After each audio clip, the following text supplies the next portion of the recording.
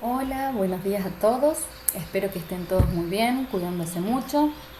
Mi nombre es Andrea Godino, soy profesora asistente en psicobiología experimental. Estoy a cargo de los prácticos que se dictan de 8 a 10 de la mañana, así que mis alumnos suelen ser aquellos que les gusta madrugar o que tienen actividades laborales por la tarde. Bueno, yo soy bióloga, estudio en el área de neurociencias, especializándome un poco en la fisiología. Todos los que tenemos esta profesión somos apasionados y nos encanta, así que es un placer poder dar clases de lo que uno hace. Bueno, hoy nos toca el práctico número 2, genética y experiencia en la determinación y modulación del comportamiento. En relación a este tema y a esta unidad, ustedes ya tuvieron dos teóricos, uno lo dio el profesor Juan Carlos Molina y el otro el profesor Arias. Eh, Ellos dieron contenidos en relación a la dicotomía en la estructura del comportamiento. Además, el profe Arias clasificó y organizó el contenido de esta unidad dentro de tres subdivisiones como básicos, centrales y especializados. Dio una clase sobre estos contenidos especializados, aportando sobre los distintos supuestos y controversias que existen en estos estudios. Es realmente muy interesante y se los recomiendo. Por otra parte, el profesor el profesor Molina eh, se centró en la plasticidad del sistema nervioso y el impacto que tiene la experiencia durante los periodos críticos. Hizo un recorrido por los distintos estudios que se realizaron, tanto de la impronta al objeto como de la relación madre-hijo, unos ejemplos muy lindos que yo también voy a utilizar en mi presentación. Bueno, para hacer un hilo conductor yo me focalicé en los contenidos centrales haciendo un repaso, profundizando en los mecanismos de expresión génica y de mecanismos epigenéticos, que es donde se produce la modulación y la interacción entre los genes y el ambiente, utilizando ejemplos similares a los del profesor Juan Carlos Molina. Bueno, vamos ahora a la clase. Eh, Vamos a lo nuestro. En cuanto a los conceptos centrales de genética, la herencia biológica fue probablemente uno de los primeros fenómenos advertidos por el hombre históricamente. El reconocimiento de este fenómeno se basa en la cría selectiva de animales y en los cultivos vegetales que condujeron a la aparición de los primeros animales domésticos y plantas cultivadas por el hombre para obtener mejoras en los alimentos. Posiblemente estos han sido los primeros experimentos biotecnológicos en la historia del hombre. En cuanto a esta herencia biológica, una de las primeras explicaciones fue propuesta por Hipócrates, que data de 400 años antes de Cristo. Él propuso una teoría conocida como la pangénesis, que trataba de explicar cómo los niños heredaban las características de sus progenitores. Él sostenía que pequeños elementos representativos de todas las partes del cuerpo iban en el semen paterno y se transmitían a través de los espermatozoides a la progenie al momento de la concepción y luego daban origen a las correspondientes partes del cuerpo. Un siglo después, Aristóteles, otro pensador, rechazaba la hipótesis de Hipócrates. Él la negaba porque decía que los padres mutilados darían origen a hijos mutilados y eso no ocurría. Y además él había observado que en muchos casos la semejanza de los niños no era directamente con los padres, sino con los abuelos. Según Aristóteles, entonces, el semen paterno contenía un plan con instrucciones precisas para modelar la sangre materna. lo que se heredaba para él no eran los rasgos en sí mismos, sino la potencialidad de producirlo. Esto refleja lo que hoy conocemos como genotipo, que en su momento no se le había dado mucha importancia, pero fueron las primeras aproximaciones a lo que hoy conocemos como fenotipo y genotipo.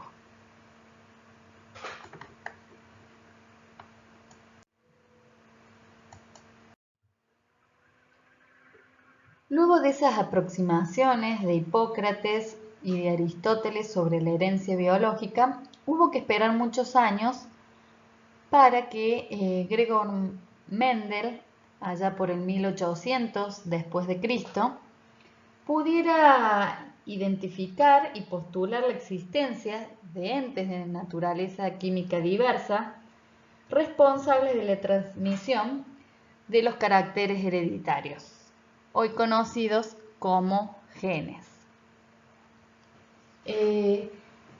Desafortunadamente para Gregor, sus hallazgos fueron reconocidos mucho después de su muerte y se utilizan hasta hoy en día.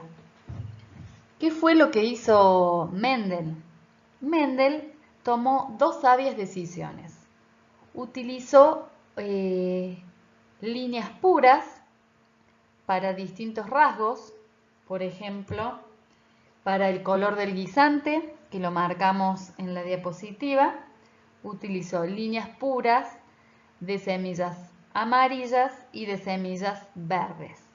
Esto quiere decir que cruzó durante muchas generaciones guisantes amarillos que daban semillas amarillas y durante muchas generaciones guisantes verdes con verdes que daban semillas verdes.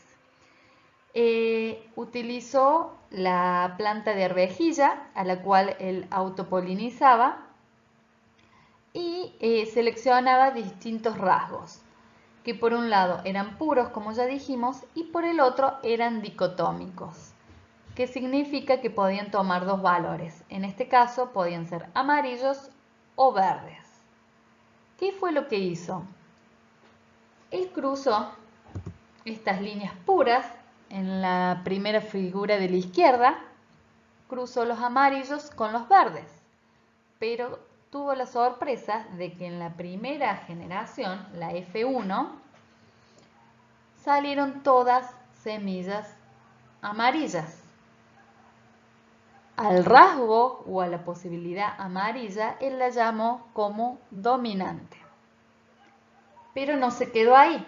Entonces empezó a cruzar la generación 1. Ese es el gráfico de la derecha. Es decir, cruzó los descendientes de la generación 1 con descendientes de la generación 1. ¿Y qué obtuvo?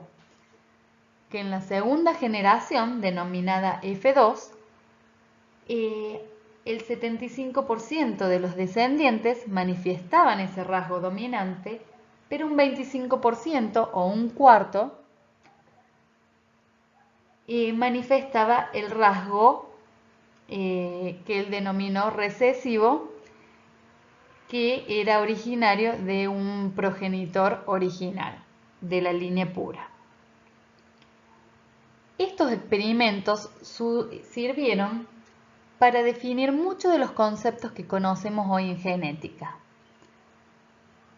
Los genes que determinan un rasgo o una característica, como puede ser el color del guisante, los alelos, que cada uno codifica para un color en este caso, que poseemos dos alelos, uno materno y otro paterno, y que estos alelos pueden ser dominantes o recesivos en el caso de estas características dicotómicas. Aquellos que poseen el mismo alelo o el mismo rasgo se los denomina homocigotas para ese carácter, y aquellos que poseen un rasgo o un alelo de un color y otro del otro se llaman heterocigotas, y en esos casos se manifiesta el alelo dominante en el fenotipo. Y aquí aparece también el concepto de genotipo y fenotipo.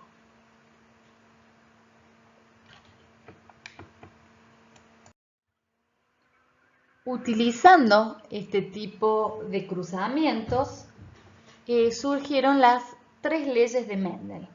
El primero era el principio de la uniformidad, que como ya vimos, cuando se cruzan las 2 líneas puras, la F1 o la primera generación es toda uniforme. Sin embargo, posee silenciado el alelo recesivo. La ley 2 establece el principio de la distribución independiente. Cuando él cruzaba la F1 entre miembros de la misma F1, reaparecía el alelo recesivo originario de los padres, es decir, que se segregaban independientemente. Y luego su tercer ley estableció el principio de la independencia de los caracteres. ¿Qué pasaba en este caso? Si él, además del color de la semilla, utilizaba otro rasgo dicotómico, como podía ser que la semilla era rugosa o lisa, veía que cada rasgo segregaba independientemente. Y cuando hacía las cruzas, veía que la misma segregación y la misma probabilidad estadística para cada uno de los rasgos, ya sea color de semilla o semilla lisa o rugosa, digamos, textura de la semilla. Todas estas evidencias que obtuvo Mendel en relación a los genes, alelos, gametos, fenotipo, homocigotas y heterocigotas, él lo obtuvo a través de la observación macroscópica de esta planta de arvejilla, utilizando los cruzamientos y herramientas estadísticas que le permitían inferir cómo se iba a dar la herencia. Sin embargo, todo esto que él describió, utilizando la observación y muy intuitivamente, luego de la aparición de los microscopios, a comienzos del siglo XX, pudieron describirse tanto químicamente, con la identificación del ADN, como su localización física dentro de la célula. En el primer ejemplo, en A, se muestra los pares de cromosomas de un ser humano. Ustedes saben que tenemos 23 pares de cromosomas. Uno de los juegos de esos cromosomas, es decir, 23 de esos cromosomas son heredados de nuestra madre. A un juego único se denomina haploide. Sin embargo, nosotros somos diploides porque recibimos otro juego de nuestros padres.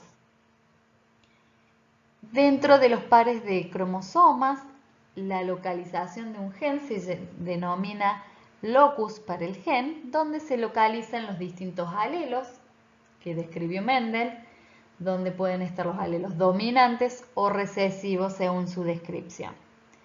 Y si miramos la imagen que está en la porción inferior, es una imagen microscópica de cómo se ve una célula. Lo más oscuro en el centro de la célula, si elegimos la del centro de la imagen, por ejemplo, es el núcleo celular, y vemos que en esa imagen están distribuidos en el ecuador de la célula unas estructuras como fibrosas. Esos son los cromosomas, y en ese caso esos cromosomas están en la metafase, es decir, esa célula se está por dividir, se ha replicado y se está por dividir, y esos cromosomas luego se van a dirigir a los polos celulares y van a formar 2 células.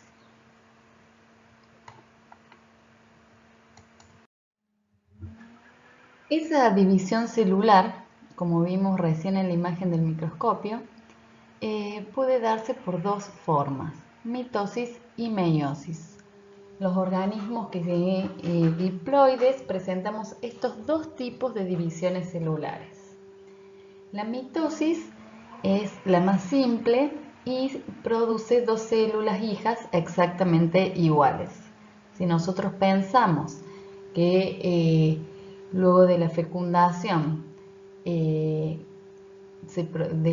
óvulo con el espermatozoide dan un organismo diploide y ese organismo después da origen a un humano completo con distintos órganos y sistemas, evidentemente esa célula inicial debe dividirse para dar origen a un ser tan complejo. Esa división somática que se le llama es la mitosis y da origen a dos células iguales con el mismo contenido de ADN.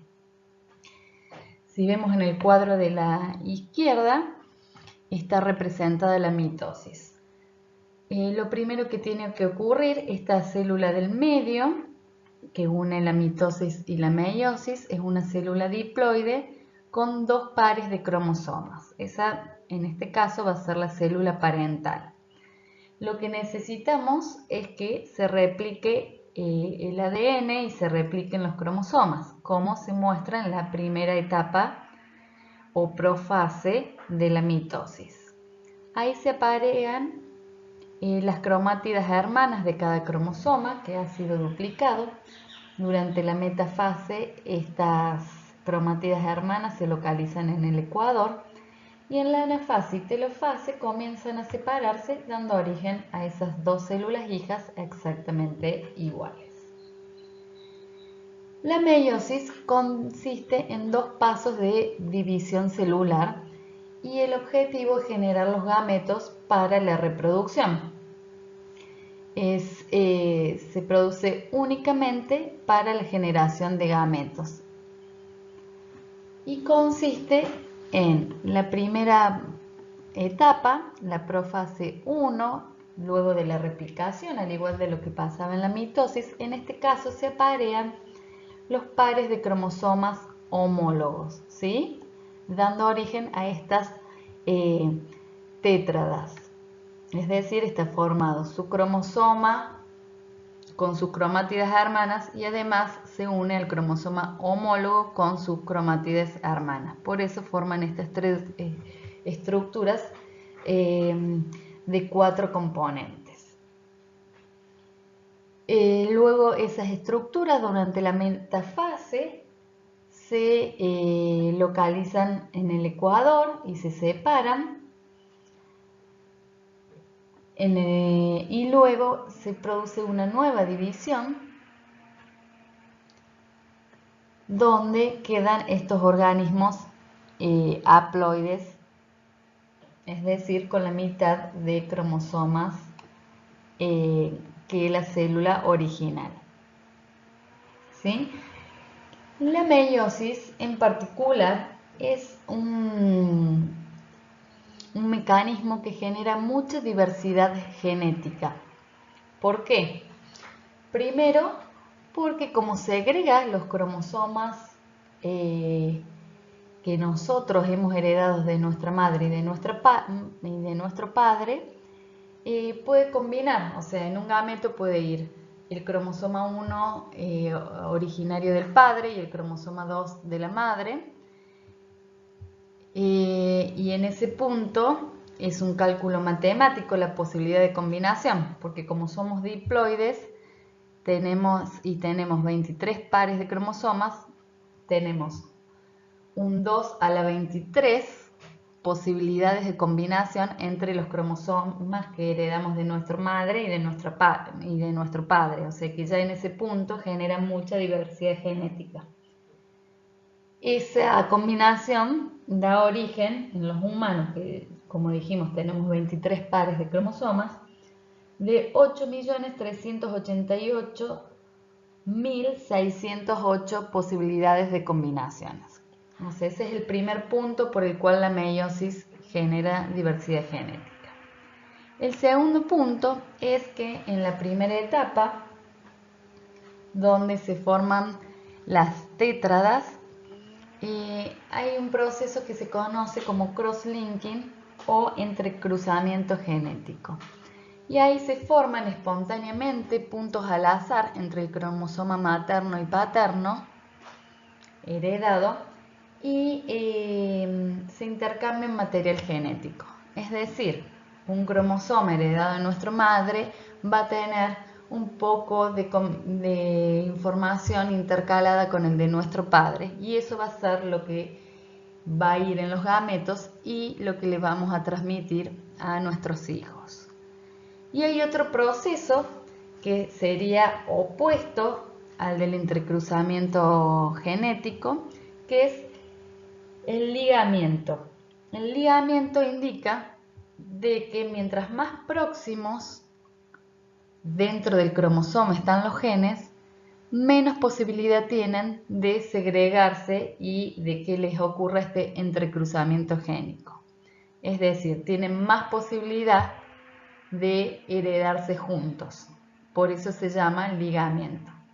Si pensamos en dos genes que están muy próximos, van a tener alta probabilidad de segregarse juntos y heredarse juntos en la descendencia.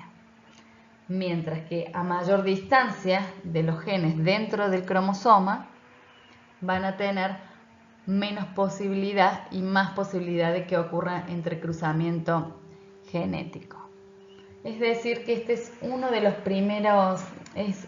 mecanismos que aporta gran diversidad genética a la especie. Y como ya estuvimos hablando, eso se transmite como herencia biológica. Como mencionamos antes, uno de nuestros pares cromosómicos son los cromosomas sexuales. Si miramos este ejemplo de los pares de cromosomas que está en el recuadro negro, podemos ver que el que está más señalado en rojo es el par cromosómico sexual, y en este caso sería una hembra porque tiene dos copias del cromosoma X. Dijimos que XX va a determinar cromosómicamente una hembra y XY va a determinar cromosómicamente un macho. Bueno, ¿qué pasa con los genes que están dentro de estos cromosomas? En general, el cromosoma Y es muy pequeño y tiene muy pocos genes. Sin embargo, tiene uno que es muy importante, que es el gen SRY, que va a ser el que va a determinar testículos y dar origen a un fenotipo masculino. En el caso de las hembras que reciben dos copias del X, esas copias, como están en repetición, uno de esos cromosomas se silencia o se inactiva, expresándose una sola copia del cromosoma X. Se conoce que en los genes que están en el cromosoma X se dice que son rasgos asociados o ligados al sexo, porque se expresan en el X. En general, esos rasgos, y sobre todo cuando hay una enfermedad, se manifiestan sobre todo en los machos que tienen una sola copia del cromosoma X. Eso ocurre, por ejemplo, en el daltonismo, que es una enfermedad recesiva, que como las hembras tienen dos copias del cromosoma X, no lo manifiestan porque seguramente hay una copia que no presenta, que no es defectuosa, y es la que se expresa dando un fenotipo sano, mientras que en los machos, como no tienen opción, solo tienen esa copia, se manifiesta la enfermedad. Bueno, cuando hablamos de la meiosis y de la mitosis, dijimos que el paso necesario y fundamental para que comiencen esas divisiones era la duplicación del ADN o la replicación, como vamos a ver en esta diapositiva. En la figura de la izquierda ustedes tienen la estructura del ADN. Como todos sabemos, está formado por una doble cadena. Cada doble cadena tiene bases nitrogenadas complementarias. Las bases nitrogenadas son adenina, guanina, timina, citosina.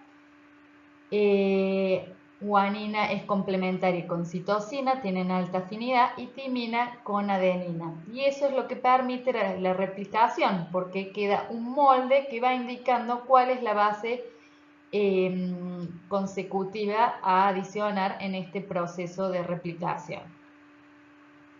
Esas bases nitrogenadas están formando una estructura que se llama nucleótido, que está compuesto por un azúcar, en este caso es la desoxirribosa, la base nitrogenada y un grupo fosfato. Esa es la estructura química.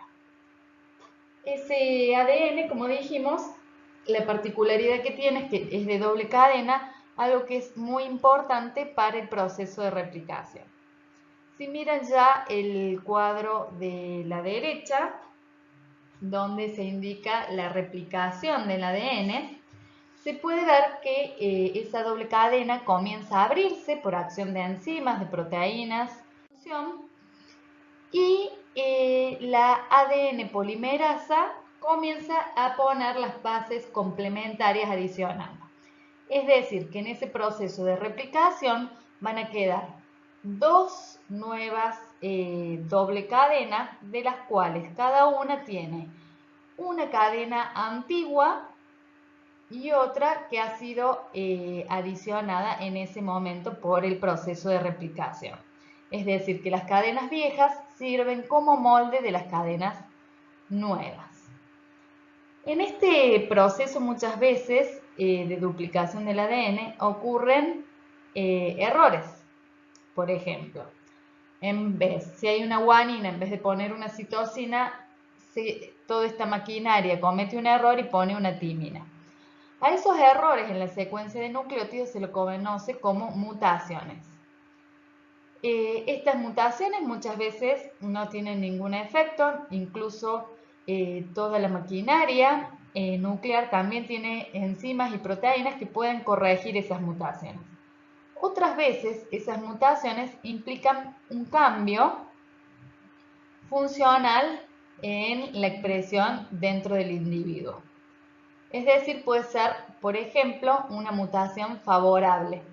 Siguiendo la teoría o considerando la teoría de evolución de Darwin, esas mutaciones por ahí proporcionan una ventaja adaptativa a ese organismo que la posee, y de esa manera esa mutación por selección natural va a empezar a diseminarse en la población, porque ese organismo que la posee es más apto y se va a reproducir más. Bueno, también es una fuente de variabilidad en esta división, porque otro tipo de error que se puede cometer es cuando se dividen en la mitosis o en la meiosis los cromosomas, pueden ocurrir distribución asimétrica de los cromosomas. Es decir, si nosotros y cada célula nuestra tiene 23 pares, que queden 24 de uno y 23 pares, o sea que haya un cromosoma adicional o uno menos. A ese tipo de modificación en el número de cromosomas se le conoce como aneuploidía. ¿Sí? Por ejemplo, en los individuos que tienen síndrome de Down tienen una alteración de este tipo. Muy bien.